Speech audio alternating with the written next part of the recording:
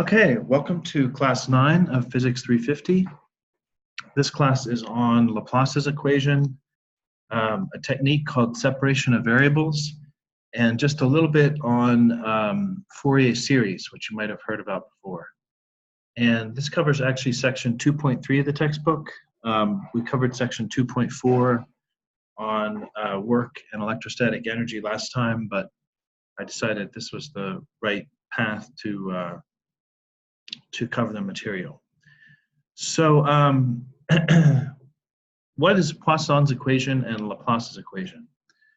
So it turns out we've built up this system using the electric potential V here, if I can find my mouse,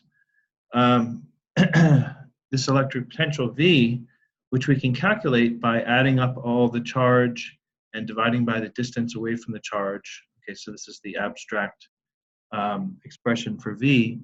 And then once we get the electric potential, we can just take the gradient of V and find the electric field. Okay, it turns out that's not always practical because the distribution of charge may be irregular. It may not be spherical. It may not have symmetry. So there's another approach we can take, which is to create or use a differential equation for the electric potential. Now, I know that not everyone in the class has had differential equations.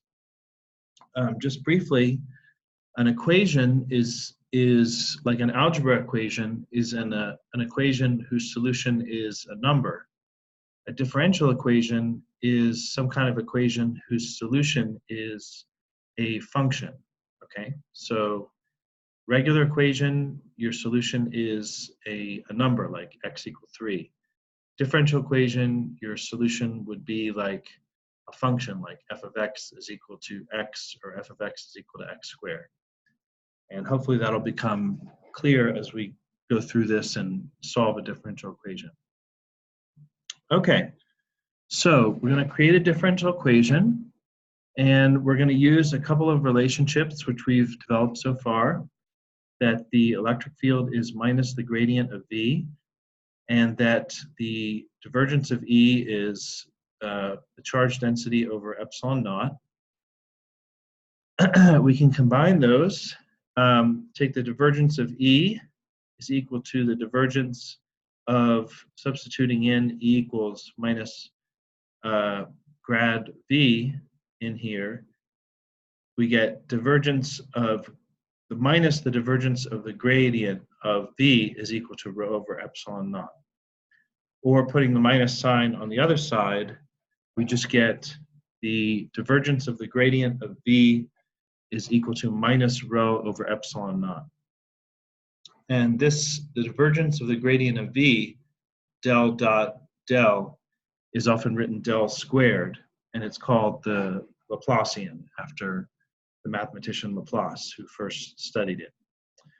Okay, now often we're interested actually in problems where there's charge around, but we're interested in the electric field or the electric potential where in regions where there is no charge. There are charges around creating electric potential, but we want to know what the electric potential is away from those charges. And in that case, in the region where we're looking for the electric potential, the charge density would be 0. Okay, so rho would be 0. So then the Laplacian of V, or the divergence of the gradient of V, would be 0, and that's called Laplace's equation. And these are both examples of differential equations because they are equations we want to solve for V, and V is going to be a function of at least one variable and probably several variables. So these are examples of differential equations. Okay, so let's look at a basic solution of Laplace's equation. So in Cartesian coordinates, Laplace's equation, if you do the divergence of the gradient, you just find that of V, you just find it's the second partial derivative of v with respect to x plus the second partial of v with respect to y plus the second partial of v with respect to z. And for the Laplace's equation, that's supposed to equal 0. Okay, well, this is called a partial differential equation. Okay, so we're not only talking about differential equations, we're talking about partial differential equations, because this is we have partial derivatives, and we have a function v, which is a function of several variables, x, y, and z. Now, whenever we solve about a differential equation, we need what are called boundary conditions to solve the differential equations. These are values on the edges which determine the solution of the differential equation. So, for example, f equals ma, which you guys used in Physics 201 and since then, is a differential equation.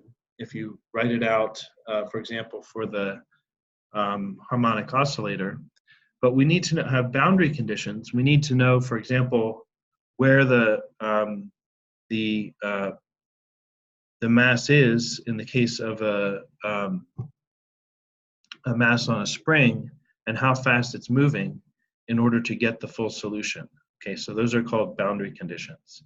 And there are different types of boundary conditions for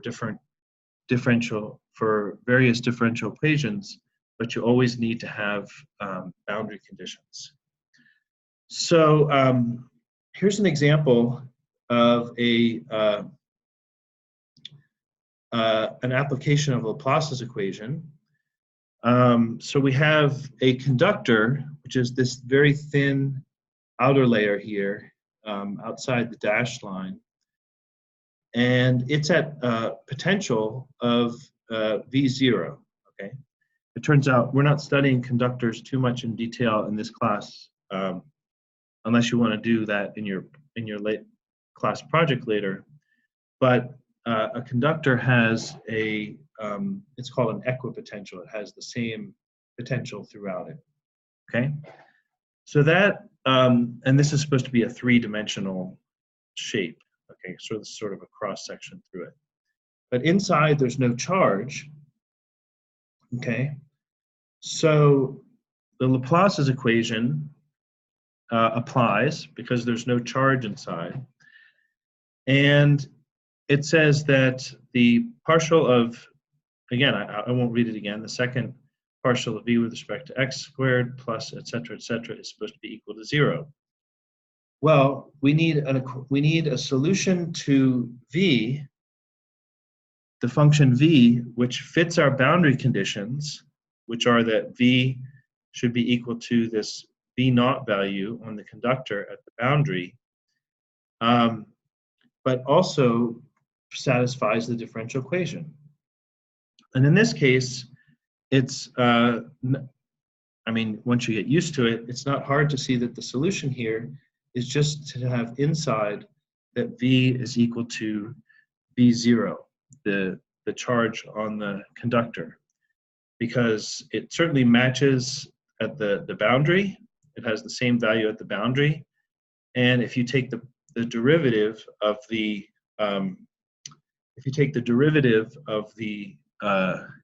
constant with respect to x, y, and z, you get 0. So v equals v0 is a solution inside. It matches the boundary.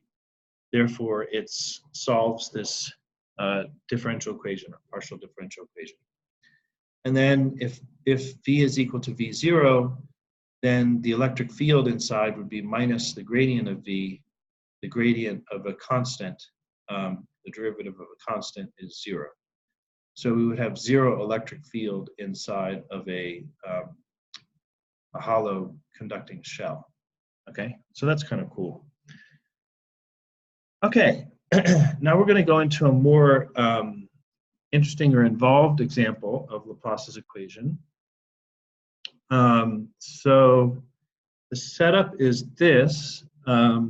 We have, oops, where's my arrow? Okay, We have two grounded plates. So grounded, meaning they're connected to ground in the lab, electrical ground, and they're parallel to the XZ plane. Notice that here X goes to the right, Y goes up, and Z comes out in this drawing. So this is the XZ plane. We have two grounded plates, and we have an arbitrary potential V0 of Y between Y equals 0 and Y equals A, okay? So somehow we're applying electric field, or we're putting charges near here to create a potential on this wall right here, And the question is, what is the now there's no charge inside between these plates. So Laplace's equation applies. So what would be the electric potential V between the plates? Okay, well, we start, like I said, for differential equations, we start with boundary conditions. One boundary condition is that V should be equal to 0 at Y is equal to 0, that is in the plane, and at Y is equal to A. Okay, so that's one boundary condition. A second boundary condition is that V should go to its value on this wall, which turns out to be a function of Y. Okay, so it can vary along this wall at X equals 0. And the last one is that as we go away from this wall, which is where the charges are, since it's a collection of point charges, we should get, as we go X to infinity, we should get the electric potential going to 0, because we set the 0 reference point of electric potential as 0 at infinity. Okay, and notice something interesting. The boundary conditions are independent of the z coordinate. Okay, so if you take a slice through this at any value of z, it looks exactly the same. So this is really a two-dimensional problem, which will make our life a little bit easier. So that means that the partial, whatever answer for the electric potential inside here we get, the partial of v with respect to z, and in fact just the derivative with respect to z, is going to be 0. So we can say we have a reduced problem. It's a two-dimensional problem. It depends just on y and on x. So we've eliminated this partial with respect to z. Okay, so the technique we're going to use to solve this is called separation of variables. You may, if you're taking quantum, I'm not sure exactly where you are in, if you've solved the Schrodinger equation already. You've solved it, and you've probably done it in modern physics. If you remember back in modern physics, you solved the Schrodinger equation initially with separation of variables. It's a very widespread technique in physics, in applied mathematics. So it's a great thing to try if you have a differential equation. It's one of the first things to try. So this is it sort of in the abstract.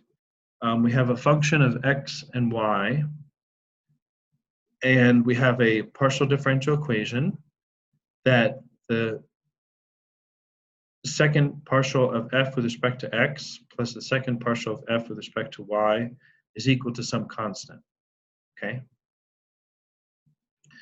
And the key idea of separation of variables is we make the assumption that f of x and y, which could vary, depend on x and y in a combined way, like have a term, I don't know, x squared, y squared, or something like that. No, instead they separate into a separate function of x and a separate function of y. They separate into two parts, okay? So an independent function of x times an independent function of y. This doesn't always work, but it works in a lot of physics problems, okay? So it's very valuable to be familiar with and to try. So if we do that, then this becomes, let's see, so when we take the second partial with respect to x of f, y is treated as a constant, and so y just stays out in front, and we get the second partial of x, capital X, with respect to the variable x.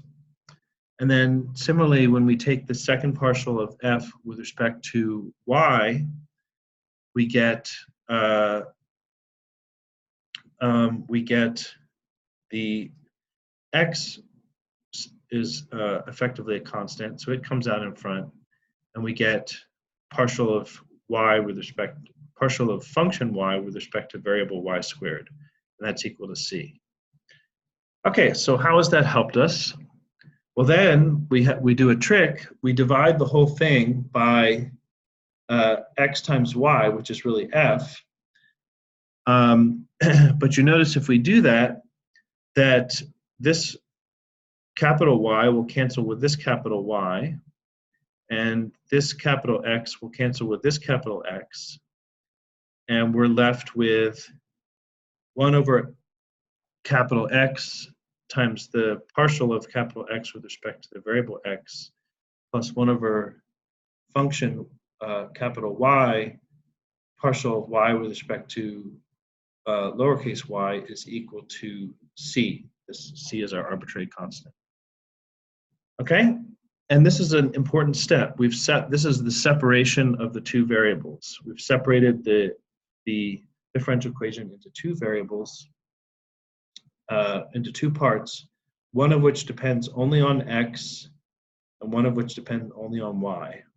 Okay, and so this can only be true for all x and y if the first term is a constant, okay, because if it weren't a constant, if it depended on x, then I could change y a little bit and this would no longer be true, okay? So once we've separated into two variables like this, each of these independently has to be a constant in order for this equation to hold true for all values of the variable x and the variable y. Okay, so so this can only be true if the first term is a constant, which we'll call c of x, and the second term would be a constant c of y, which would then be c minus c of x, since the total c of x plus c of y must equal to c. Okay, so that's the technique of separation of variables in the abstract. And we've turned a partial differential equation into two ordinary differential equations, this equaling c of x and this equaling c of y, but there's a relationship between c of x and c of y. Okay, so the two ordinary differential equations are not completely independent, but it's still a lot easier to deal with those than it is to deal with a full partial differential equation. Okay, so let's apply this method of separation of variables and boundary conditions. It should go pretty quickly now. We've got the electric potential. Here's our problem again with the two sheets with zero potential and the potential along the y-axis. So the electric potential V is defined by partial of V with respect to x squared plus partial of V with respect to y squared equals 0. So we have a constant, the constant here is c equals 0. Before I had an arbitrary constant here, but here it's c equals 0. So following along with the previous slide, we do the separation of variables. We get this is equal to 0, because c is equal to 0 here. And this can only be true if the first term is a constant cx, and the second term is a constant cy, which is, in this case, just minus cx, because it's 0 minus Cx. And just for convenience, because we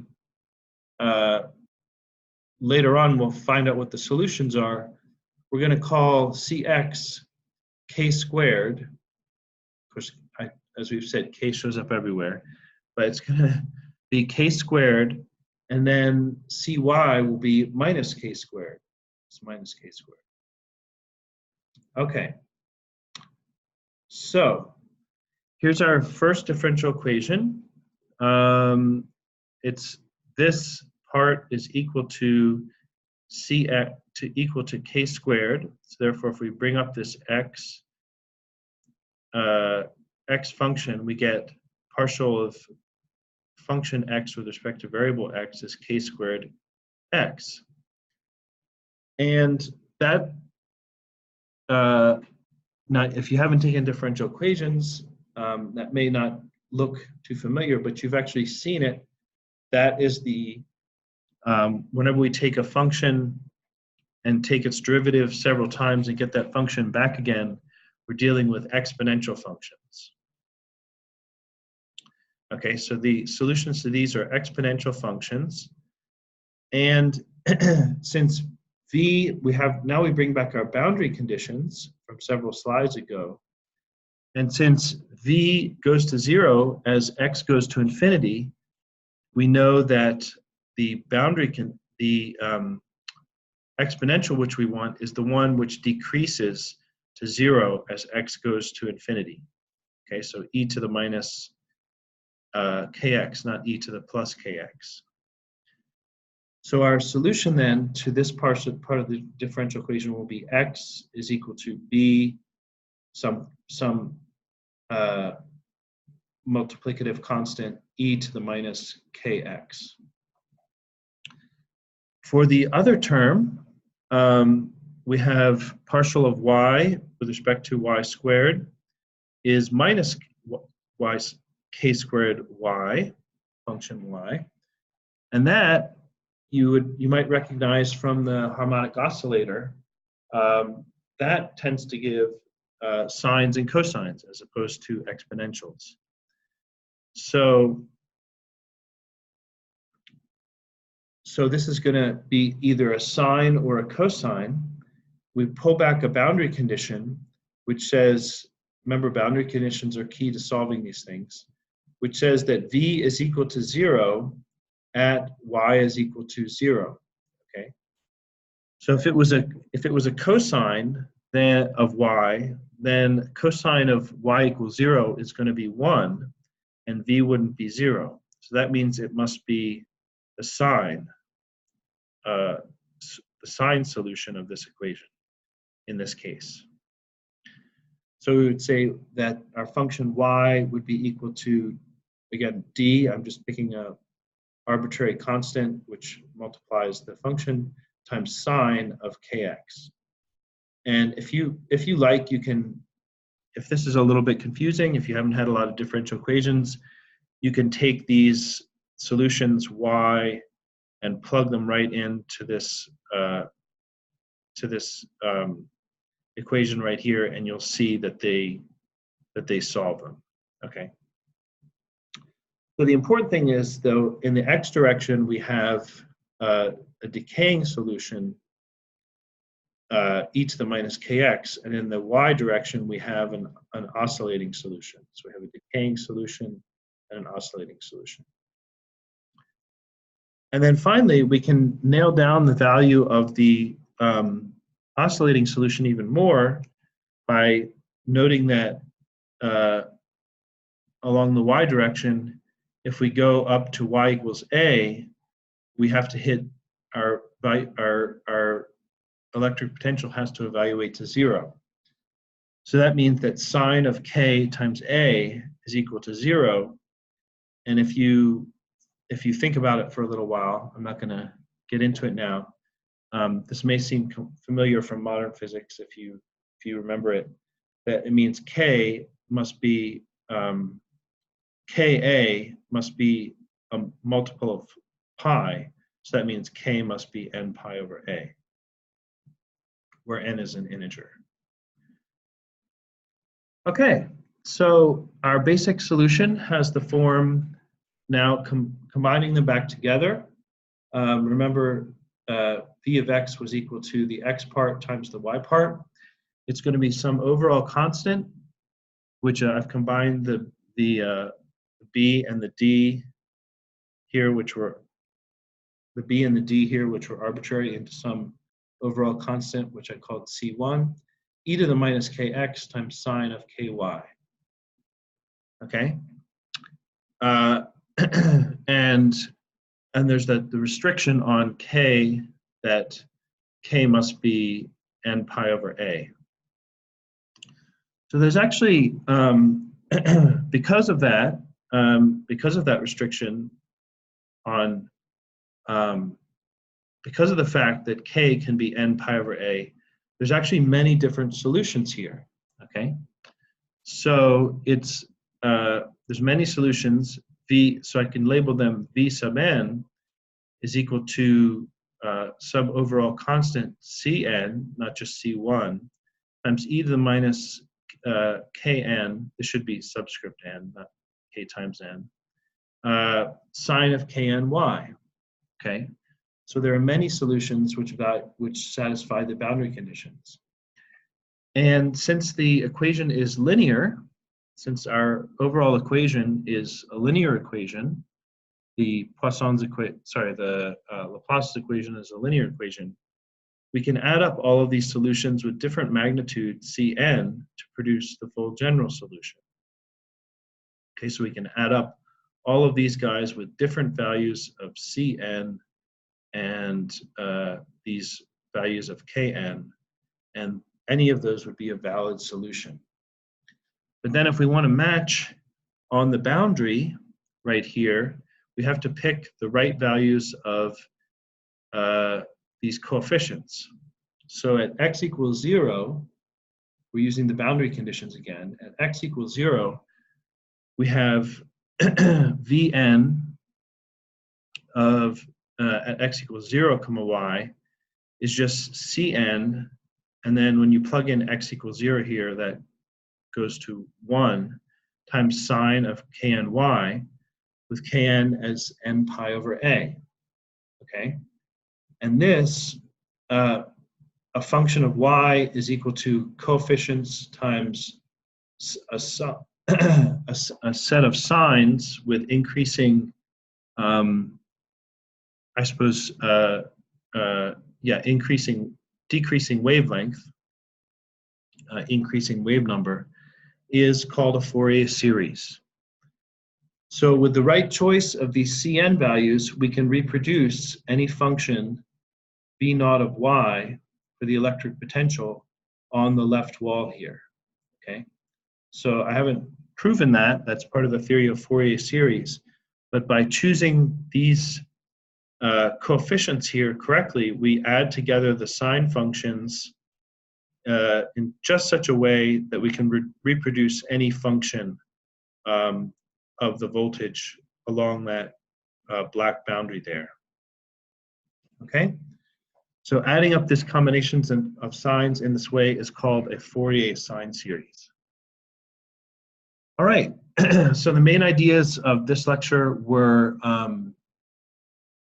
that we can't always directly calculate the electric potential and find the electric field from that. Sometimes it's better to use a differential equation, which is Poisson's equation, or more often Laplace's equation, which is what we've been using. That Laplace's equation can often be solved by separation of variables, where we separate into the x and the y components. And for a complicated example like this, where we have to reproduce a function on a boundary, we often get into the interesting territory of Fourier series. Okay, thanks so much, and see you in class.